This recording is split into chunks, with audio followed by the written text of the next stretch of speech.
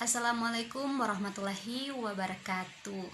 Kembali lagi dengan saya Elmiati Salimin. Di video kali ini saya akan menjelaskan materi evaluasi program pendidikan bab yang keempat. Berikut penjelasannya.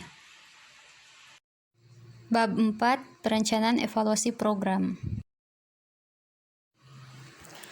Membicarakan tentang analisis kebutuhan adalah merupakan sarana atau alat yang konstruktif dan positif untuk melakukan sebuah perubahan, yakni perubahan yang didasarkan atas logika yang bersifat rasional, sehingga kemudian perubahan ini menunjukkan upaya formal yang sistematis menentukan dan mendekatkan jarak kesenjangan antara seperti apa yang ada dengan bagaimana seharusnya, dengan sasarannya adalah siswa, kelas, dan sekolah.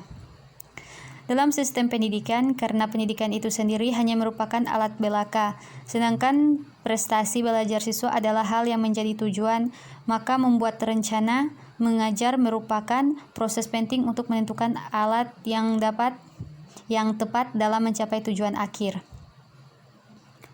Setelah guru berhasil menentukan materi yang akan diajarkan, perlu secara hati-hati meninjau kembali apakah dalam pemilihan materinya sudah tepat, dalam arti sudah sesuai benar dengan kebutuhan siswa. Ada dua cara yang lazim dilakukan dalam melakukan analisis kebutuhan, yaitu secara objektif dan subjektif. Kedua cara tersebut dimulai dari identifikasi lingkup tujuan penting dalam program, menentukan indikator dan cara pengukuran tujuan-tujuan, menyusun kriteria untuk tiap-tiap indikator, dan membandingkan kondisi yang diperoleh dengan kriteria. Ciri khas dalam cara melakukan analisis kebutuhan secara subjektif adalah mengumpulkan semua evaluator untuk bersama-sama menentukan skala prioritas kebutuhan. Selain dua cara tersebut, evaluator dapat juga menggunakan gabungan dari keduanya, yaitu sebagian menggunakan cara objektif, sebagian yang lain menggunakan cara subjektif. Samping itu, seorang evaluator dapat juga menambahkan bahan lain yang diambil dari pihak luar dirinya. Yang dimaksud dengan pihak luar diantaranya adalah kawan-kawan dekat atau anggota keluarga lain dari responden yang diperkirakan pihak tersebut memang diperlukan dan data yang diberikan dapat dipercaya. Evaluasi program tidak lain adalah penelitian dengan ciri-ciri khusus. Oleh karena evaluasi program sama dengan penelitian, maka sebelum memulai kegiatan, seperti juga penelitian, harus membuat proposal. Isi dan langkah-langkah dalam penyusunan proposal sama dengan proposal dalam penelitian.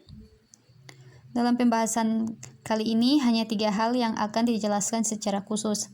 Ketiga hal dimaksud sekaligus butir yang rawan adalah sebagai berikut. 1.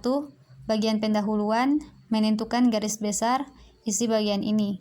2. Bagian metodologi berisi 3 hal pokok, yaitu penentuan sumber data, metode pengumpulan data, dan penentuan instrumen pengumpulan data. 3. Bagian cara menentukan evaluasi. Instrumen pengumpulan data evaluasi adalah alat yang diperlukan untuk mempermudah pengumpulan data. Jenis instrumen sebanyak jenis metode yang digunakan, dan selanjutnya pemilihan jenis instrumen pengumpulan data harus disesuaikan dengan metode yang sudah ditentukan oleh evaluator. Instrumen merupakan alat untuk mempermudah penggunaan metode dalam pengumpulan data. Ada 5 langkah yang harus dilalui dalam penyusunan instrumen, yaitu A. Identifikasi indikator sebagai objek sasaran evaluasi. B. Membuat tabel hubungan antara komponen indikator, sumber data, metode, instrumen. C. Menyusun butir-butir instrumen. D. Menyusun kriteria-kriteria penilaian. Dan menyusun pedoman pengerjaan. Di dalam kisi-kisi yang merupakan alat bantu penyusunan instrumen tertentu secara khusus, tidak lagi mencantumkan sumber data dan metode, tetapi langsung hubungan antara indikator dengan nomor-nomor instrumen. Di antara langkah-langkah penyusunan instrumen yang merupakan alat bantu yang paling bermanfaat bagi penyusunan instrumen adalah kisi-kisi. Itulah sebabnya kisi-kisi harus disusun secara cermat dan hati-hati. Petunjuk pengerjaan jangan terlupakan agar responden tidak salah dalam membantu pengisi instrumen bagi evaluator.